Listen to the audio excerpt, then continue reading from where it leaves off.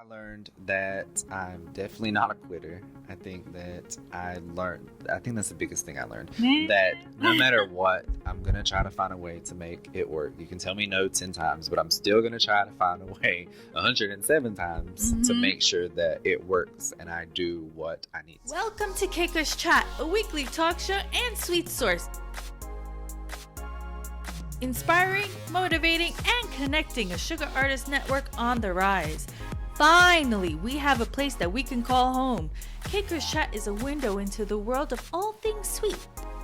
We strip back the sugar coating and discuss the real issues cake artists face. In this episode, we're joined by Ernest B.Strickland, co-owner of Sugar Art Custom Cakes and Sweets in North Carolina. After being on Food Network Halloween Wars, business is booming and servicing celebrity clients like RuPaul Drag Race and R&B artists, just to name a few.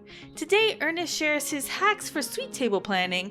He also talks about overcoming anxiety and self-doubt, and opens up about truths in our industry that no one else is talking about. Now let's get to our chat. Hey Ernest, welcome to the Ultimate Sugar Show. What brings you here today? Hey Juliet, I'm actually teaching at the Ultimate Sugar Show this weekend, so that's what brings me here to town. Tell me a little bit about your class. My class is designing a professional dessert table on a budget. So it's going to teach the students how to design a professional and eye-appealing dessert table, but all while doing it on a budget. We see these $1 million dessert tables on Instagram and Facebook all the time, and although they're gorgeous, our everyday client doesn't have $1 million to drop on a dessert table. So I'm teaching them how to take what they have and make it into something grand and make it into something for our everyday customer. So are we cutting corners here, or are you knowing how to stretch the dollar? We're not really cutting corners, but it's mainly knowing how to stretch a dollar and how to be resourceful and just really know what you're doing instead of just buying top dollar of everything. You don't have to always do that in order to make things look good and taste good as well. So you bring up tips and tricks. I love that. So what would you say is, without giving away the class, because you've got to take the class in order for you to know exactly what's going on, but just a kind of high-level point of view, where would you invest your money if you have somebody who's starting out in a sweets table business and you're saying you don't have to buy top-notch of everything? So where would you budget your money? I think the best place to budget your money would really be an edible image printer. If I had to give a tip, I think that would be the first one. Interesting, because that's being utilized in so many different ways, so many different forms, so many different fashions. And now they're coming out with so many different things to do with them. Okay, that's a great tip, right? That's a wisdom sprinkle, right? Right. So, but as far as the table is concerned, and are we talking cake stands? Are we talking high risers? What are your tips on that? I would definitely say things like cake stands and platters of different heights because adding heights to your table really elevates that look instead of it just being a flat, plain surface. So I think those would be the first things that you would need to invest in order to make that appealing. That's fantastic. Now, Ernest, these sweets tables are super popular. Pinterest, we love you, but you make our lives so difficult. So difficult. Sometimes, right? And the budgets, it's just not there. The clients want it. Right. The clients, they want it. They deserve to celebrate the way they want to, right? Right. What would you say is the greatest tip about honing in your client when you're planning that sweets table? Because they want everything. Everything. I think that this is the part that is kind of hard for, I would say, artists. You need more of a business mindset with this part because you need to sit them down and actually figure out what their goal is with this table. Do they want this table to be just a centerpiece, or do they want an interactive table that guests can come up and get things off of and, figure out servings and things like that? You just really need to figure your intentions for this table. And once you figure your intentions for the table, then it's kind of easier to figure out what you're putting on the table. That's a theme here, You got to find out what your goal is so that you know what path to take, right? How did you get into the sweets table? It was really just an accident. We used to just do cakes. My partner and I opened a storefront, so he would handle all the business side of things and I would do the cake side of things.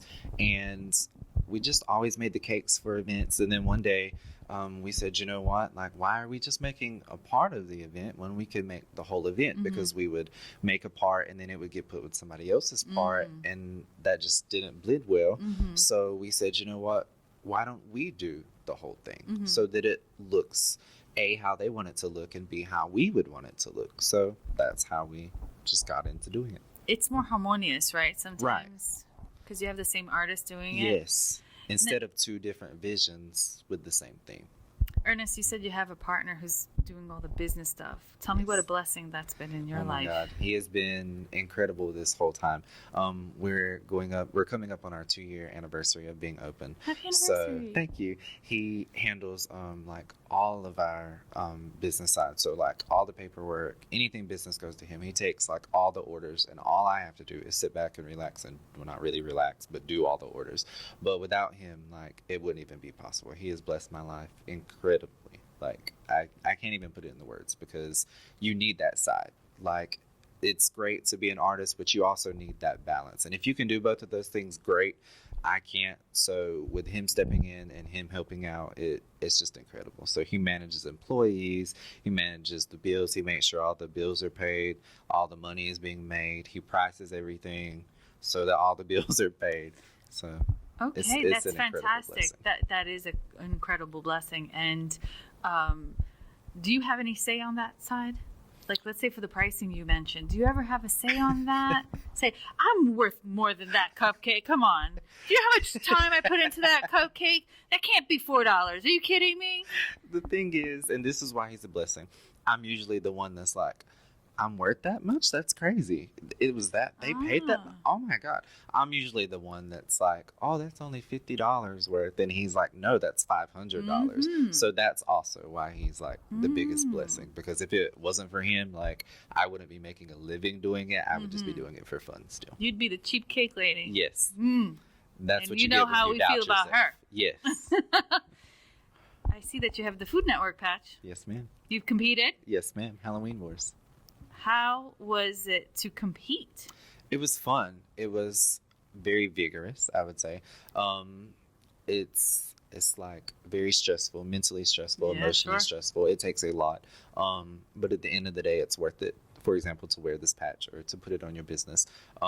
So that is a blessing that came out of the blue, really. It was like an answered prayer. So. Really? Did you apply for it, or was it something that they called you for? They actually reached out. And when they reached out to the business page, and I was like, no, this is a scam. Like, they don't do this type of thing. So then they messaged me and they wanted a video, and I thought about it, and I had said, finally, I'll submit one and just see where it goes. Months went by, and I was like, oh, okay, well, they forgot about me. Nothing big. And then all of a sudden they sent me a random email and was like, oh, you're a finalist. And I was like, oh, wait, what? This is crazy. So then they had us do a few more things, and I had got selected, and it was crazy because I didn't even apply for it. They reached out to me, and it was at a point where I was like, you know what? I'm tired of this. I'm doing this every day. I'm not seeing a benefit from it. No one knows I exist, because it's nice to exist in your town, but it's also nice when you want to do tutorials or you have products or things like that. It's nice for your community to recognize you, but it's even harder because there are so big named artists that it's hard to make yourself known in a scene. So you kind of need the start of a platform to do that. What kind of impact did that make? It has made a huge impact. I actually, a few weeks ago, launched my website with tutorials. So that has given me, it's like that validation. Not that everyone needs validation or everyone may want validation, but for me, it was kind of validating because it said, hey, I'm worthy enough that I was chosen even as a finalist to be on Food Network.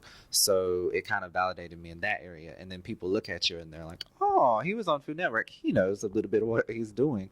So then they want to learn from you, or they want to buy from you, or they want your opinion. So it's been a really good platform for me. It really gives you more of the authority, just because they tell you that, it's a perception thing. They see you on TV. Yes. So somehow TV is still more popular than the internet. This kind of publicity, I guess you would say, and run with it. And I see that you've launched your website, which is a great business plan. You're doing tutorials, and your tutorials are what? on sweets tables or? No, there's not one on my side right now. Excuse me, for a sweets table because I designed this class ultimately and exclusively for the Ultimate Sugar Show. But there are sorts of things like how to ice cupcakes gourmet style instead of like just a regular 1M 2D tip. So like the cupcakes that we have. The tip is fine. I don't want the sensitive people out there to get upset. That's fine. They're fine. They're more than fine. They're beautiful. Yes, they're glorious. they are. He's just showing you another way. Yes. And how to do the bakery style is what we call it. And things like that. We have where me and Justin are partnering and putting a tutorial out on how to open a storefront and how to go from your storefront currently to an even bigger storefront. And I mean, it's literally everything. It does teach you how to do some things that you can put on your sweets table, but it's things like that and cake tutorials, and it's just odds and ends that I say regular people would need to know instead of a whole bunch of editing and fancy lights and fancy strobe lights and all that jazz. It's kind of like DIY. You sit down with me. Most of my tutorials are live, and I show you exactly how to do that. And it's jam-packed with all sorts of things, like even extra things you didn't even ask for or know that you needed, so that it can really help you develop yourself as an artist and a person. What do you do to develop yourself as an artist? I mean, as an artist that's working and you have to do things that are commissioned, there's a part of you that says, I need to do something new now. Yes. It's kind of hard because we're booked. We put out about 20 cakes a weekend at our storefront, and I'm the only one that does cakes, so that's kind of hard. But when I do have the free time, I'm looking at myself trying to figure out what I want to learn, because I think that's important as an artist. Is to never get to that point to where you think you're finished growing or I'm fine where I'm at. Once you do that, it's kind of dangerous. So I'm always telling Justin, I want to learn this. So I sit down and I devote like all my free time to learning it until I feel like I'm at a good place, and then I just keep practicing. So I guess to develop myself in my way, it's just trying new things and learning different things that I've always wanted to learn. So speaking about learning new things, you're pretty good at what you do, but what is something that you always wanted to do but you just haven't gotten a hang of or even tried yet? Modeling.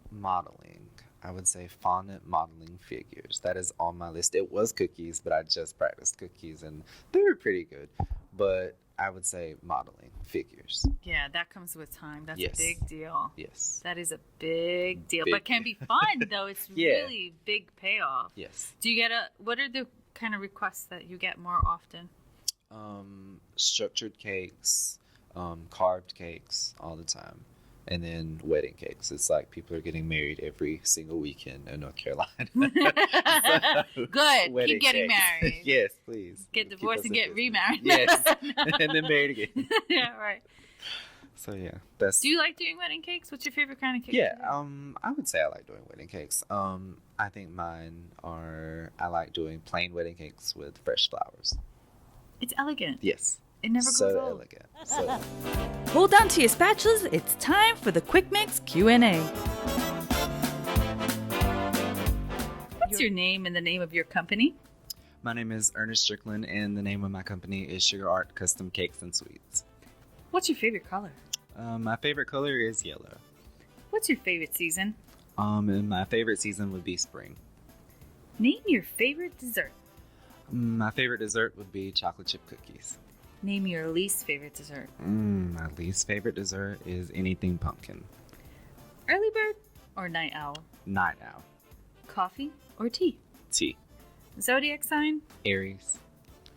Name one cake tool that you just can't live without.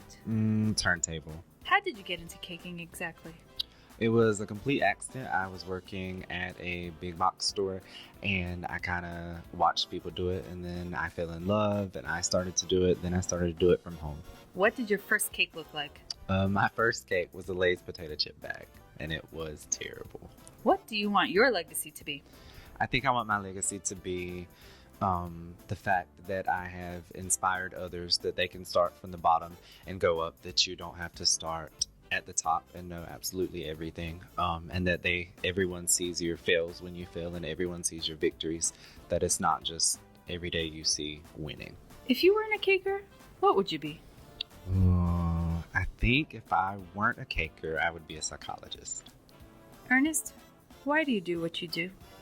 I do what I do because I have found that I'm good at what I do, and I absolutely love what I do. There's nothing in the world more that I enjoy doing and love doing other than my art.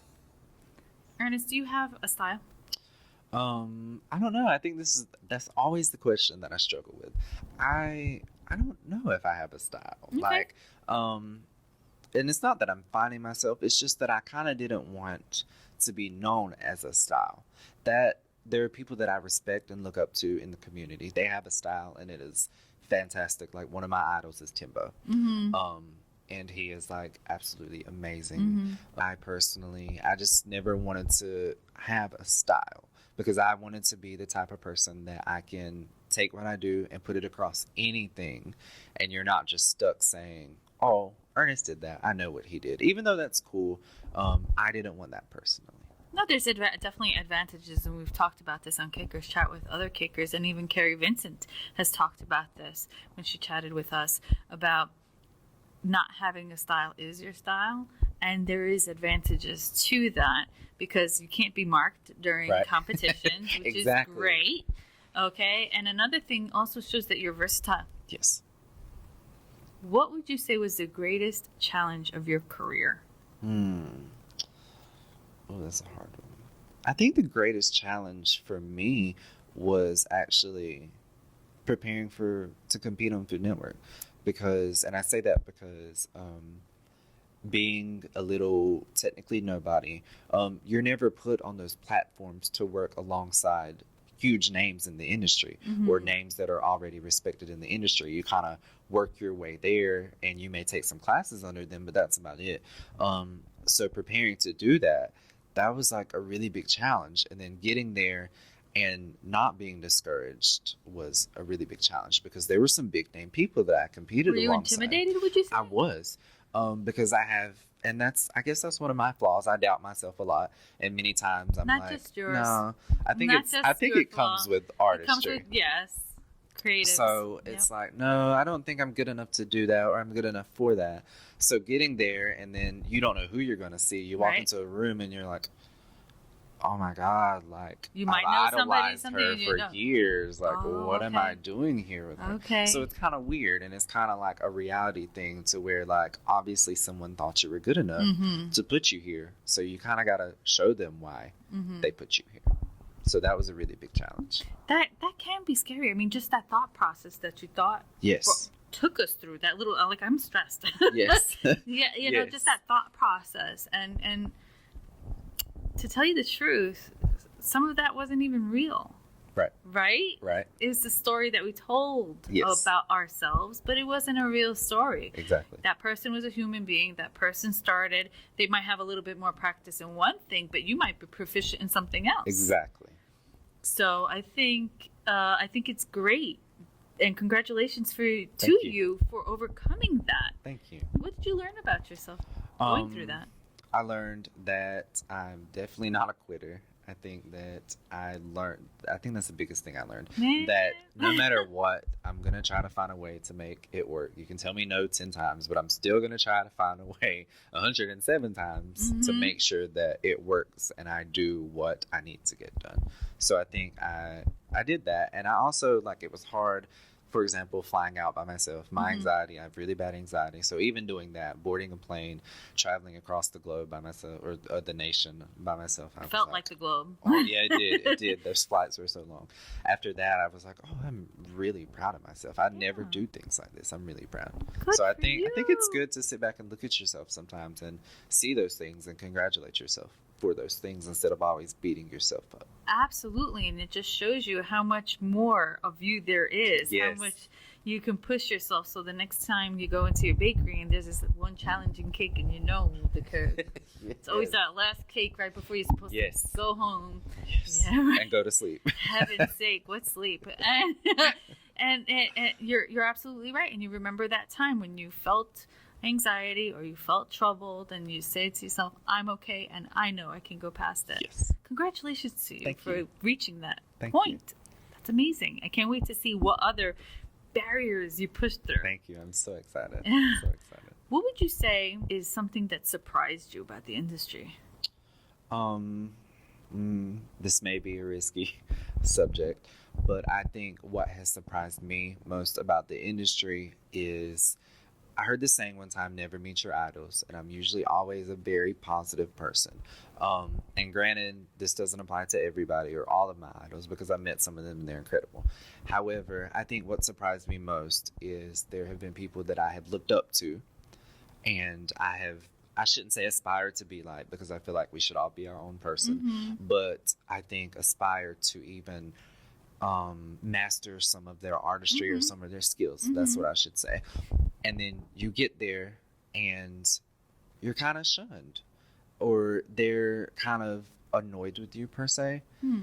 And all you wanted the whole time is, hey, I look up to you. But then you meet them and it's kind of not the person that you expected them to be. Well, I think you just nailed it right there. You're expecting. True. It's tough. Yeah, it is. It's tough.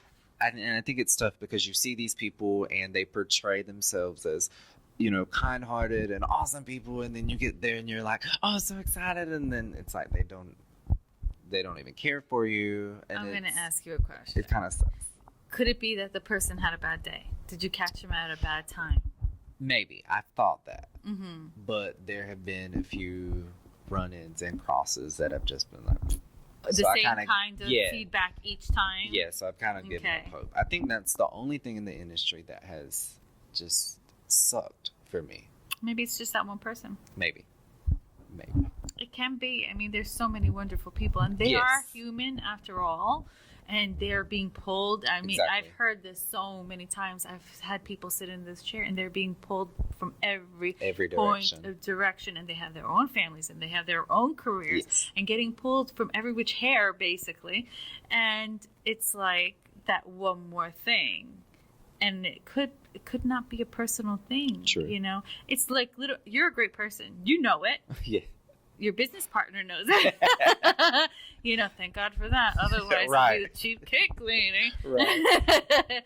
But, you know, it's about self-worth and just like, hey, if you don't want to know all this greatness, then I'm just going to keep moving. Exactly. Right? Exactly. But I think you bring up a good point that we should talk about, because you come to these cake shows, and I've had it from both sides of the coin. Cakers will tell me and say, oh my God, these fans come up, fans or students or people who idolize me. I don't feel like I should be idolized, so they feel strange. Yes. People are telling me I love you. You're like, thank you. Yep. They don't know how to respond to it. Yes. And I think there's both sides of the coin. And I think if we could respect each other and have the boundaries from both sides, it'll be okay. And then remember, even if that person didn't give you the time of day, you still respect their work, right? Exactly. It's not like you're not unfollowing them. Exactly. Me would be like, good for you. But oh, that's a nice cake. Yeah. You didn't say hi to me and such and such. Just wanted a selfie for my Instagram. You know, it's okay. Yeah. You know what I do? I take a selfie from far while they're taking a selfie with somebody else. Hey. Good point. It's gonna be all right. I'll tag you later. May or may not. But yes, we'll see. you're totally right. No, I think. And then people do that on Facebook, and then it's like, oh, okay, and they're like, oh, you've inspired me so much, and it's like, no, I didn't do anything to inspire you. I don't think I've done anything. So that it makes perfect sense. Right. All the way around. It happens to you, right? People are walking, oh my God, I can't believe I'm human. Okay, get away from me. You're scaring me. I'm overwhelmed by your emotions. Don't put it on me. Yes. Put it on a bagel. Leave me alone. Let's have fun. Right? Ernest, thank you so much for joining us today. And thank you for not being scared to bring up some of these touchy topics that really should be talking about here in the cake community. And we wish you nothing but best of luck. And I can't wait to check out your website, which is... Thank you. It is ernestbstrickland.com. Fantastic. Check you later, and good luck in your classes today. Thank you very much. Thank you. There, Sid Mitchell here from Sweet Fest and the Ultimate Sugar Show. In 2018, we hosted a phenomenal cake show here in Atlanta, and 2019 is going to be even better, so you've got to join us. Head over to ultimatesugarshow.com to subscribe to our newsletter and be the first to know when tickets go on sale and when classes are available. Also, don't forget to join the conversation over on the cakerschat YouTube channel every Wednesday and connect with other wonderful cakers and sweet makers just like yourself.